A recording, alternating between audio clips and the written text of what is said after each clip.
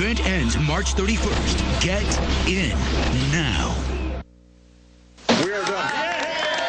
That's President Barack Obama signing health care reform into law exactly 1 year ago today. Here in New Jersey, people mark the anniversary with several events throughout the state. Local business owners joined a consumer advocate group at a South Orange framing shop to talk about the health care overhaul. One benefit that affects them is the small business health insurance tax credit. With this bill, it helps. I can get a tax break, get something back for what I'm paying out, and hopefully that'll help my rates go down a little bit. That's the best thing that you can do. The New Jersey Citizen Action Education Fund hosted the event. Advocates help business owners navigate the new and sometimes confusing laws. Now we're taking on President Obama's health care reform. Joining us are New Jersey Congressman Frank Pallone and Republican strategist Doug Doyle. Congressman Pallone, let's start with you. What do you think is working and what's not so far with health care reform? Well, it's working because, first of all, a lot of small businesses which didn't have or weren't providing health care coverage are now doing it because they get major tax credits, Brenda.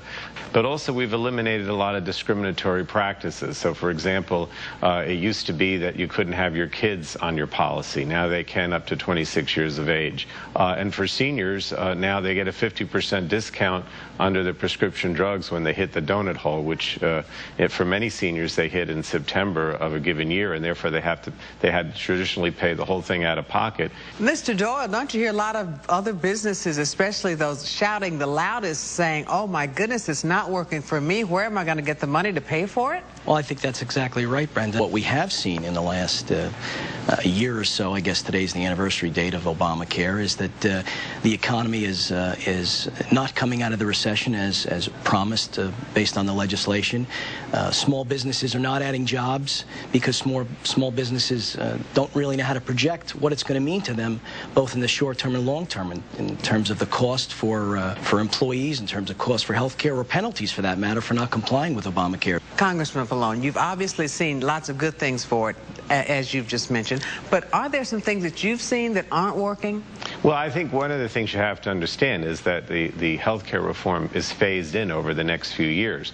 And so it's not done until 2014. Right, and so it's not until 2014 that people can actually go to these state exchanges and be able to buy a good benefit package and choose between various plans and have a lot of choices, and also have their premiums subsidized by the federal government up to 80%, depending upon their income. But some states are already suing, saying we don't want it and we should not be forced to buy it.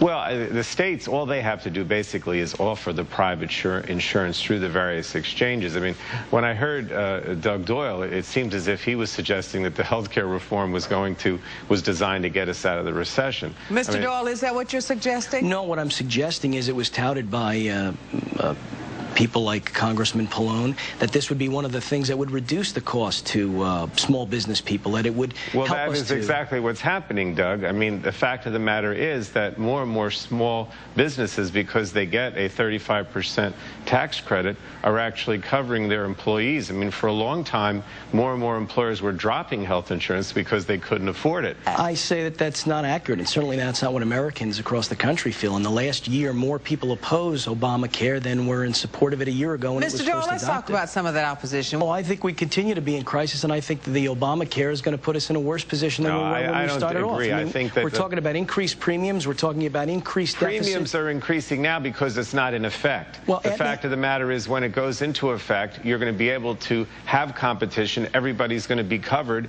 and they're going to get a good benefit package, and they're going to get a subsidy if their income is less than $85,000 a year for a family of four. I mean, Congressman Pallone, Doyle, thanks so much for joining us. Hey.